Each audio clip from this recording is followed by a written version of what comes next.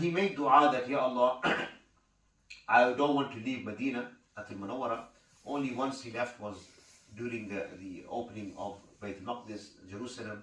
He was personally called by the bishops and by the leaders of the Christian faith in Jerusalem to go and open and to give the keys. Because don't forget, they had surrounded Jerusalem, Bayt al-Maqdis. It had been surrounded for many, many weeks and months.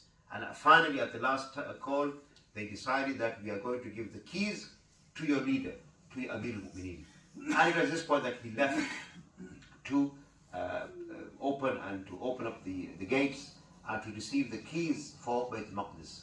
But his dua was always that, Ya Allah, grant me martyrdom in al-Madinah.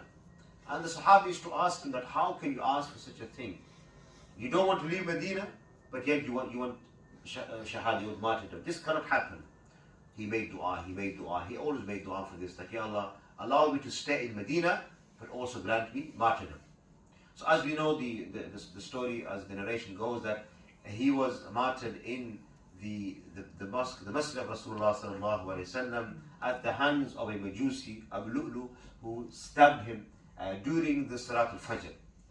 And again, he was one of the, you could say, the servants that had come during the conquest from Persia, and he had still in him this hatred that how these Muslims have come and they have conquered us, even though he was set free.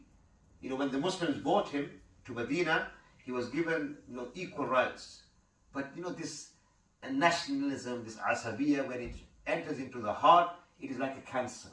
And that is what's happening nowadays in all of these, you know, nationalistic battles that are happening around the world. You know, for instance, we have in India the Modi government, who is a nationalist, but also he's a BJP. He has so much hatred for Islam, so much hatred. The Zionists, they have so much hatred for the Palestinians. They just want to wipe them out. They don't want to see them. So when this enters into the heart, there is no cure for that. There is no cure for that, because this is now attacking the internal centralized CPU, which is the heart. So we have to be careful, and this is something we need to work upon. You know, nationalism, asabiya, jahiliya, which blinds your mind and your soul to what is the reality. So this Abu Lu'lu al-Majusi, we know he came from Persia, but he had accepted Islam apparently, but internally he still had the traits of Jahiliyyah. So this is why the Prophet ﷺ warns us against calling or feeding any type of nationalism. And we all fall into it. We all fall into it. You know, we are from Pakistan.